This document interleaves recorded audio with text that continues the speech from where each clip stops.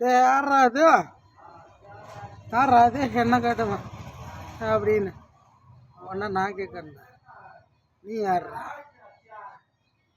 Film நடிச்சு தானே வந்தேன், படம் நடிச்சவனா? ஐ மீன் நான் ஒரு வார்த்தை சொல்கிறேன், உதாரணமாக எடுத்துக்கங்க, இல்லைன்னா விட்டுருங்க, சரிங்களா? ஒரு ஊரில் ஒரு 100 பேர் இருப்பாங்களாம்.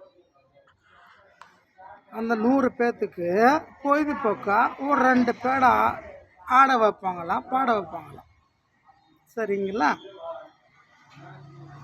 ஆனால் நல்லா இருக்கு, ஜாலியாக இருக்குது, என்ஜாய் இருக்குது அப்படின்னு சொல்லி தினம் தினம் அவங்க போய் பார்ப்பாங்க. பார்த்ததுக்கு அப்புறமேட்டுக்கா தெரியுமா, இவங்க தினந்தோறும் பார்க்கறதுக்கு காசு எல்லாம் கொடுப்பாங்க. இவங்க காசுலேயே வாங்கி தின்னுட்டு இவங்ககிட்டயே வாங்கி எடுத்துக்கிட்டு, ஆனால் அந்த ஊரையே வந்து விலைக்கு வாங்கி அந்த ஒட்டு மொத்தம் நான் தாண்டா அப்படின்ற மாதிரி ஒருத்தர் இருக்கான்னா அது யாரு?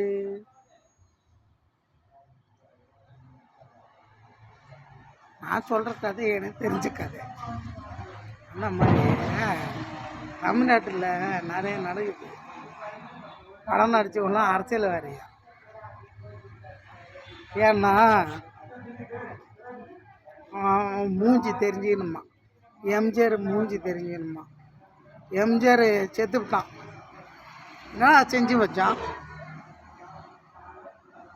என்ன செஞ்சு வச்சான்?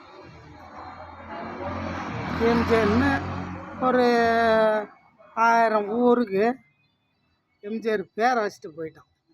என்ன செஞ்சு வச்சான், என்ன திருப்பி வச்சான்?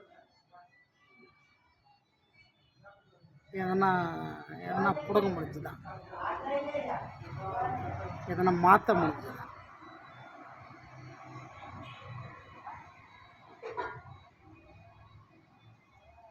கலைஞராமா எல்லாத்துக்கும் நாங்கள் கலைஞர், காவித்தூர் கலைஞரா? காவேரி நீர் வர வைக்க முடியுமா ஒன்றால்? கலைஞர் தானே நீ, முடியுமா உன்னால்? உன் புள்ளியால் முடியுமா? முடியாதுல்ல. ஒத்திட்டு போங்கடா.